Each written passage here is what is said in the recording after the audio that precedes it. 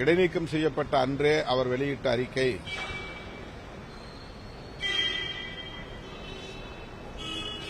இடைநீக்கம் குறித்து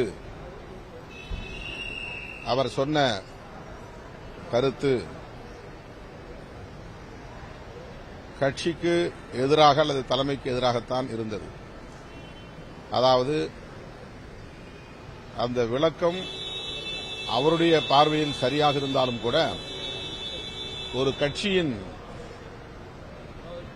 நடைமுறைக்கு ஏற்புடையதாக இல்லை. அதாவது ஒரு சிஸ்டத்துக்குள்ளே நாம் வருகிற போது அந்த சிஸ்டத்துக்கு அக்கஷ்டம் ஆகணும், அதற்குள்ள இணைந்து வேலை செய்வதற்கு உடன்படணும்.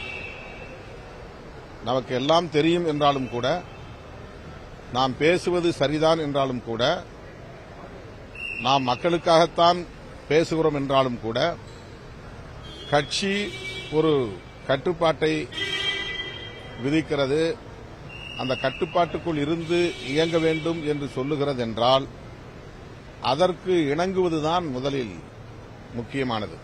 அதனால்தான் பௌத்தத்தில் கூட புத்தம் சரணம் கச்சாமி, தம்மம் சரணம் கச்சாமி, சங்கம் சரணம் கச்சாமி என்பதை ஒரு முழக்கமாகவே வைத்திருக்கிறார்கள். சங்கம் என்பது அமைப்பு, அமைப்புக்கு நான் கட்டுப்பட்டு நடப்பேன் என்பதுதான் அதற்கு பொருள். அறிவே உன்னை வணங்குகிறேன், அறமே உன்னை வணங்குகிறேன், அமைப்பே உன்னை வணங்குகிறேன் என்பதுதான் பௌத்தத்தில் இருக்கிற மிக முக்கியமான முழக்கம். ஆகவே ஒரு கட்சிக்குள் வந்துவிட்டால் எவ்வளவு பெரிய ஆற்றல் படைத்தவர்களாக இருந்தாலும் கூட அந்த கட்சிக்கு கட்டுப்படுவது முக்கியமானது, அந்த கட்சியின் நடைமுறைகளுக்கு இணங்க செயல்படுவது முக்கியமானது. அவருடைய கோரிக்கைகள் நியாயமானதாக இருக்கலாம், அவருடைய குரல் நியாயமானதாக இருக்கலாம், அவருடைய பார்வையிலே அது சரியானதாக இருக்கலாம். ஆனால் அந்த குரல் கட்சியின் வழியாக ஒலிக்க வேண்டும், கட்சியின் நலன்களுக்கு இணங்கி அது செயல்பட வேண்டும். அதுதான் முக்கியமானது. அதை அவரிடத்திலே பல முறை நாம் சுட்டிக்காட்டியிருக்கிறோம். அவர் இந்த முடிவை எடுத்திருப்பது அவருக்கு சரி என்கிற அடிப்படையில் தான் மேற்கொண்டிருக்கிறார். அவரை கட்சியிலிருந்து நீக்க வேண்டும் என்பதோ அல்லது கட்சியிலிருந்து அவர் வெளியேற வேண்டும் என்பதோ நம்முடைய நோக்கமில்லை. கட்சியின் நடைமுறைகளுக்கு கட்டுப்பட்டு அவர் இயங்க வேண்டும் என்பதுதான் அந்த இடைநீக்கம் நடவடிக்கையின் நோக்கமாகும். ஒரு பழக்கம் 3 வருஷமா பழக்கம். 2021 சட்டமன்ற தேர்தலில் இருந்து அவரோடு பழக்கம். கட்சியில் இணைந்து ஓராண்டாகிறது. பல்வேறு தகவல்களை விடுதலை சிறுத்தை கட்சியுடைய துணை பொதுச்செயலாளர் தகவலை சொல்லுகிறார், பல்வேறு தகவலை கருத்துக்களை சொல்கிறார். இந்த விசிக ஒரு தளமா அவர் பயன்படுத்திதான் நீங்க நினைக்கிறீங்க? இல்ல, அப்படிதான் நான் அதை பார்க்கல. அவர் ஒரு ஆர்வம் அதிகமாக இருக்கிறது, உடனே எதையும் சாதிக்க வேண்டும் என்று துடிக்கிறார். ஆனால் ஒரு கட்சிக்குள்ளே வந்த பிறகு அவர் என்ன நினைத்தாலும் தலைமையிடம் சொல்லி அல்லது தலைமையின் வாயிலாக கட்சியாக அது வெளிப்பட வேண்டும், கட்சியின் மூலம் வெளிப்பட வேண்டும்.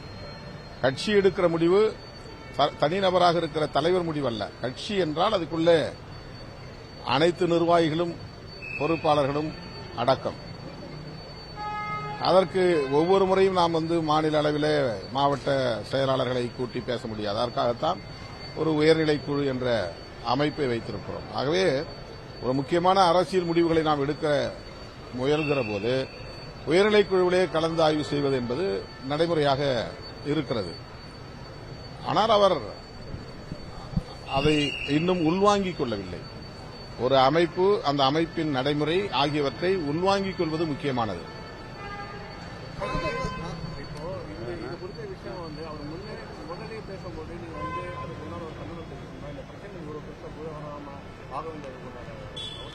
இதெல்லாம நான் ஒவ்வொரு இன்ச் பை இன்ச்சா சொல்ல முடியும். அதெல்லாம் நான் எங்களுக்குள்ள கட்சிக்குள்ள ஒருத்தர் இருக்கும்போது என்னென்ன பேசணுமோ, அது எப்ப பேசணுமோ அதெல்லாம் பேசியிருப்போம். அந்த கருத்துக்களை பகிர்ந்திருப்போம். அது நம்ம ஒவ்வொரு வாரியா டேட் வாரியா சொல்ல முடியுமா என்ன?